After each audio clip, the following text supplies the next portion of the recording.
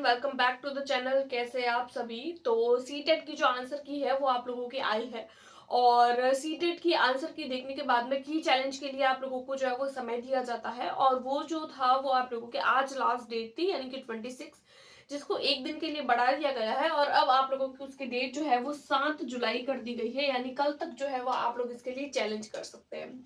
तो फिर आंसर की आप लोगों की आ चुकी है, ऑब्वियसली हम लोग डिस्कस कर चुके हैं आंसर की को लेकर।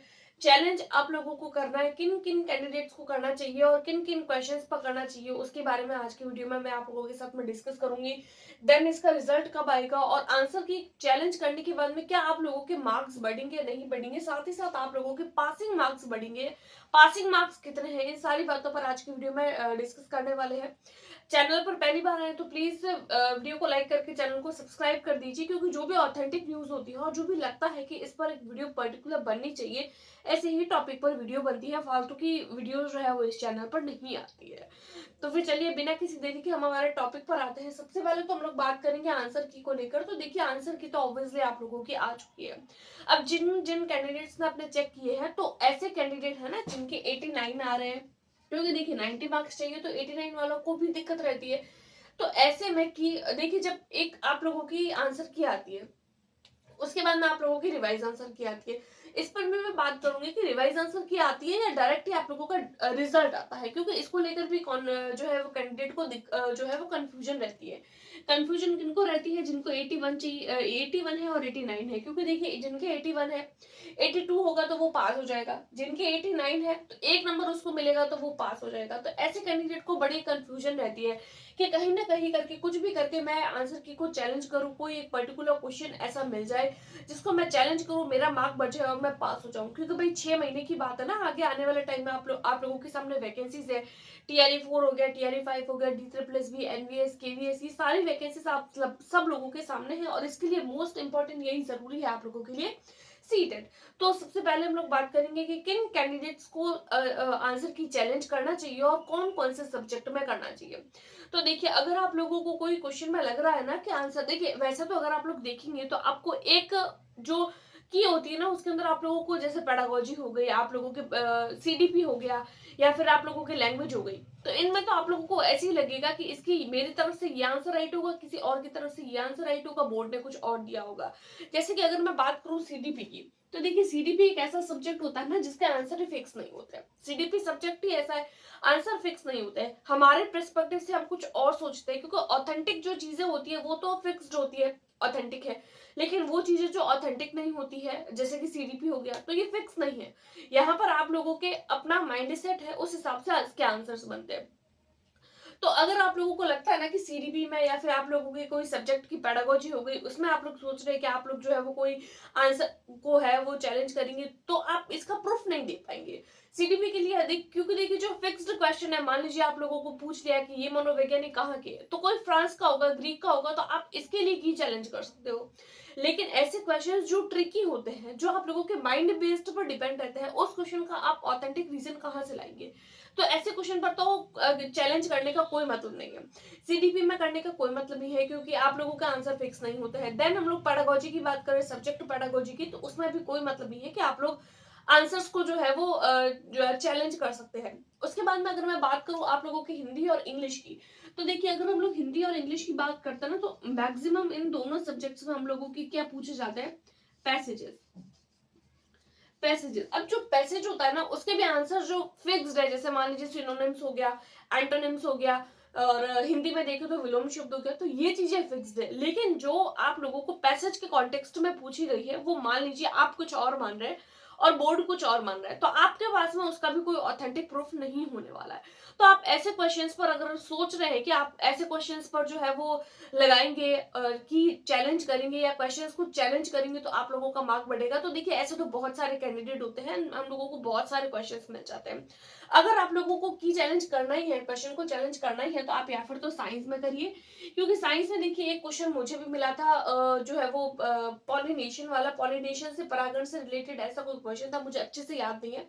इस तरीके का कोई क्वेश्चन है जो मुझे कमेंट में देखने को मिला था, फिर मैंने कमेंट आया था इसको लेकर तो मैंने देखा साइंस का पेपर, तो हाँ मुझे भी लगा कि कहीं ना कहीं जो है वो आप लोगों के एक उसमें मार्क्स आप लोगों का बढ़ सकता है। उसके अलावा SST को लेकर भी एक किसी कैंडिडेट के कोई मैसेज आया था, ईमेल आया था, तो उसके थ्रू भी मैंने देखा, तो मुझे लगा कि हाँ एसएसटी में भी ये हो सकता है। एंड एक मुझे क्वेश्चन जो मैंने खुद ने देखा था, जो मुझे मैथ्स का लगा था, तो एक मैं एसएसटी का बोल सकती हूँ, साइंस का बोल सकती हूँ, मैथ्स, जो आप लोगों के ऑथेंटिक सोर्स है। क्योंकि देखिए ये ऐसे सब्जेक्ट होता है ना जिसका आप लोग ऑथेंटिक प्रूफ दे सकते हैं। आप लोगों के पास में एनसीईआरटी की बुक्स होगी, तो इसके थ्रू आप लोग बता सकते हैं कि हमारे पास में ऑथेंटिक प्रूफ है इस क्वेश्चन को चैलेंज करने का। पेडागोजी में या कोई लैंग्वेज हो गई जिसका आप लोगों के पास है, अब पैसेज का ऑथेंटिक प्रूफ आपके पास में तो नहीं है, तो आप ऐसे क्वेश्चन को किस तरीके से, किस बेसिस पर चैलेंज कर सकते हो। चैलेंज भी ऐसे क्वेश्चन पर होता है ना जहां पर हमारे पास में एक पर्टिकुलर कोई उस चीज का रीजन होता है। जब उस चीज का हमारे पास में रीजन ही नहीं है, हमारे पास में ऑथेंटिक प्रूफ नहीं है, तो आप कैसे उस क्वेश्चन को चैलेंज कर सकते हो। ऐसे क्वेश्चन को चैलेंज नहीं करना है। मेन बात ये है कि आप लोगों को चैलेंज करना ही नहीं है, क्योंकि देखिए फीस इतनी कम रखी है। सबसे पहले तो आप लोग ये देखिए फीस कितनी कम है, 1000 रुपीज। जैसे यहाँ बाएं हाथ का खेल है 1000 रुपीज, क्योंकि पहले फॉर्म फिल किया तभी फी भरी, अभी और एक क्वेश्चन के लिए हम लोगों को 1000 रुपीज बहुत कम है। ऐसा ही समझिए आप, मजाक है। जैसे 1000 रुपीज हर किसी के लिए पे करना नहीं कर सकता, हर कोई एफर्ट नहीं कर सकता। तो वैसे तो बहुत सारे कोचिंग्स वाले होते हैं जो बड़ी बड़ी कोचिंग्स लगा के बैठे हैं, स्टूडेंट्स की मेल आते हैं तो वो हर एक क्वेश्चन पे अपना जो है वो लगा रखते हैं। ऑलरेडी उन्होंने आंसर की उन्होंने जो है वो चैलेंज ऑलरेडी कर लिए।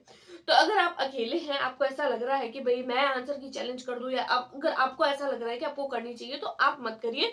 क्योंकि ऑलरेडी बहुत सारे कोचिंग वाले जो अपने इंस्टीट्यूट खोल के बैठे हैं, जिनके पास में अपनी टीम है, तो वो ऑलरेडी लगा चुके हैं जिन क्वेश्चंस पर उनको लगता है ना कि इस पर, क्योंकि वो भी कैंडिडेट के बारे में सोचते हैं, कैंडिडेट की भलाई के बारे में, क्योंकि उनको भी लगता है कि एक आधे नंबर से कोई ना रह जाए। तो आप लोगों को की चैलेंज को लेकर चिंता करने की बात नहीं है, जरूरत नहीं है, क्योंकि ऑलरेडी जिनको करना है वो कर चुके हैं। क्योंकि कैंडिडेट्स जनरली नहीं करते हैं, जो कोचिंग्स वाले होते हैं वही करते हैं, तो उन लोगों ने ऑलरेडी कर लिया है। तो आप लोगों को घबराने की जरूरत नहीं है। आप लोगों को यहाँ पर 1000 रुपी फालतू का पे करने की जरूरत नहीं है, क्योंकि नंबर बढ़ेगा तो सबका बढ़ेगा, नंबर घटेगा, अब घटेगा तो नहीं, ऑब्वियसली बढ़ेगा तो सबका बढ़ेगा, राइट। चाहे आप करते हैं या नहीं करते। मान लीजिए पॉलिनेशियन वाला क्वेश्चन ही आप लोग ले लो। अब इसमें मान लो किसी कोचिंग वाले ने अगर जो है वो मान लीजिए उस क्वेश्चन को चैलेंज कर लिया, तो उनके कैंडिडेट्स के बढ़ेंगे तो आपके भी तो साथ में बढ़ जाएगा ना, तो आप अलग से क्यों कर रहे हैं। तो हमको अलग से इतना मगजमारी करने की जरूरत नहीं है, राइट। तो की चैलेंज को लेकर जो भी कंफ्यूजन है, तो आई होप आप लोगों की इस वीडियो में डाउट्स क्लियर हो गए होंगे। देन हम लोग बात करते हैं रिजल्ट को लेकर। तो देखिए बहुत फास्ट है, सीबीएसई जो है वो इस मामले में बहुत फास्ट है। जो जनवरी में पेपर कराया है, 1 महीने के अंदर अंदर आप लोगों को रिजल्ट देखने को मिल गया। अब आगे आप लोग देखेंगे कि आप लोगों को बहुत जल्दी देखने को मिली। मैंने बोला था 21 से 25 के बीच में आएगी, क्योंकि इनका जो टाइम पीरियड रहता है वो फिक्स रहता है। इनको 1 मंथ के अंदर जो है वो सारा प्रोसेस कंप्लीट कराना होता है। एक पेपर कराने के बाद में 7 जुलाई को पेपर हुआ है, 7-5 से 10 के बीच में आप लोगों को इसका रिजल्ट देखने को मिल जाएगा। अब बात करेंगे नंबर बढ़ेंगे, तो देखिए नंबर ऐसे कैंडिडेट के बढ़ने के चांसेस रहते हैं जो 81 है और 89 है। अब कोई ऐसा सोच रहा है कि मेरे तो 75 है, तो क्या मेरे 81 हो जाएंगे, मेरे 89 हो जाएंगे। तो देखिए ये कैसे पॉसिबल है, ये तो पॉसिबल नहीं है, क्योंकि 5-6 नंबर तो किसी के नहीं बढ़ते हैं। अगर आप 20 क्वेश्चन पर भी चैलेंज कर लो ना, तो भी बोर्ड आप लोगों के 5-6 क्वेश्चन नहीं बढ़ाएगा, एक बढ़ाएगा, दो बढ़ाएगा, दो से ज्यादा क्या ही बढ़ाएगा। एक या दो बढ़ने के चांसेस रहते हैं, ज्यादा मार्क्स बढ़ने के चांसेस नहीं रहते हैं। तो अगर आप लोगों से कोई ऐसा बोल रहा है ना कि आप लोग जो है वो 5 से 6 क्वेश्चन बढ़ जाए, नंबर जो है वो बढ़ जाएंगे, तो ऐसा नहीं है, राइट। उसके बाद में पासिंग मार्क्स को लेकर बात कर लेते हैं। Very very important and very confusing वाला क्वेश्चन आप लोगों को देखने को मिलता है पासिंग मार्क को लेकर, कि पासिंग मार्क्स इसके क्या रहता है। तो देखिए अगर आप लोग एज अ जनरल कैटेगरी है तो पासिंग मार्क्स आप लोगों को 90 मार्क्स लाने हैं, और अगर आप लोग SC ST OBC से हैं तो आप लोगों को 82 लाने हैं। जनरल कैटेगरी है, अगर आप लोग जनरल कैटेगरी से हैं तो आप लोगों को 90 मार्क्स लाने हैं। अगर आप लोग SC ST एंड OBC अगर इस कैटेगरी से है तो 82। अब कुछ कैंडिडेट ऐसे बोल रहे कि हमारे तो 89 ही बन रहे हैं, तो 89 है ना, तो आप लोग शायद से उम्मीद लगा सकते हैं, क्योंकि हो सकता है कि आप लोगों का मार्क बढ़ जाए। तो ऐसे कैंडिडेट को ऑब्वियसली उम्मीद करनी चाहिए। और अगर ऐसे कैंडिडेट है जिनकी 75 है, तो देखिए वो पासिंग मार्क्स से काफी दूर है, तो आप लोग नेक्स्ट सीटेट के लिए प्रिपेयर करिए। तो इसमें कोई बड़ी बात नहीं है, सीटेट आप लोगों को हर 6 महीने में देखने को मिलता है। जल्दी आने वाले टाइम में आप लोगों को नेक्स्ट सीटेट का भी नोटिफिकेशन देखने को मिल जाएगा। तो ये बात हो जाती है हमारी पासिंग मार्क्स को लेकर। अब हम लोग बात करते हैं एक और बात ये कि आप लोगों के नंबर बढ़ेंगे। इसको लेकर मैं एक और कंफ्यूजन दूर करना चाहती हूँ कि जब आप लोगों के आंसर की आई है ना, तो उसमें आप लोगों को कुछ नंबर्स देखने को मिले हैं। यानी कि मान लो ए है, यानी कि जब हम आंसर देख रहे हैं ना, तो पर्टिकुलर क्वेश्चन के आगे आप लोगों को अल्फाबेट लिखा हुआ दिख रहा है, ए बी सी डी, इस तरीके से आप लोगों को, और एक में लिखा हुआ आ रहा है जेड, वहां पे है ऑल। यानी कि जहां पर जिस एक क्वेश्चन के आगे आप लोगों के जेड लिखा हुआ है ना, तो जेड का मतलब है कि ये आप लोगों के लिए बोनस मार्क है। आप लोग जो है वो इसको अपना बोनस मार्क समझ सकते हैं।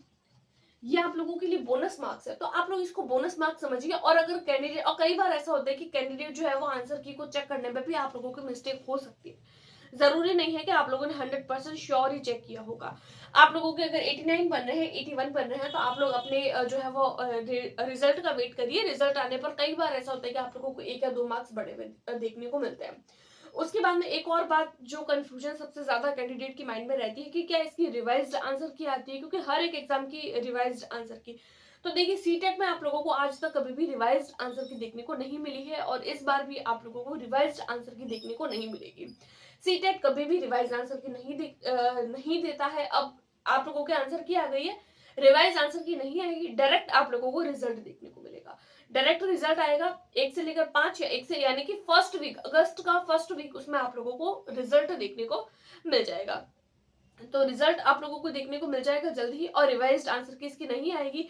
अब आप लोगों का मार्क बढ़ा है या घटा है, या किस तरीके से आप लोगों के मार्क्स बढ़े हैं, काउंट हुआ है आपका वाला, तो वो आप लोगों को डायरेक्ट, आप लोगों ने आंसर की चेक करिए। अगर आप लोगों के 89 बन रहे थे आंसर की में, और अगर आप लोगों के 90 आ रहे हैं, जो आप लोगों का रिजल्ट आ रहा है, तो आप समझ लीजिएगा कि आप लोगों का 1 मार्क बढ़ गया है। यानी किसी ना किसी ने तो चैलेंज किया ही होगा उसी एक क्वेश्चन पर, तो उसका बोनस मार्क आपको भी मिल गया। तो इस तरीके से बोनस मार्क्स हम लोगों को मिल जाते हैं। तो ये छोटी सी कंफ्यूजन थी, इतनी सारी कंफ्यूजन थी, और बार बार कमेंट्स भी आते हैं, तो सोचा एक बारी में वीडियो बना के सारी डाउट्स क्लियर कर दिए जाए। तो और भी कोई कंफ्यूजन हो तो आई होप आप लोग कमेंट्स करेंगे, और मैं एज पॉसिबल उसका रिप्लाई करने की कोशिश करूंगी। आज की वीडियो में इतना ही, मिलता है नेक्स्ट वीडियो में, तब तक के लिए थैंक्स फॉर वॉचिंग।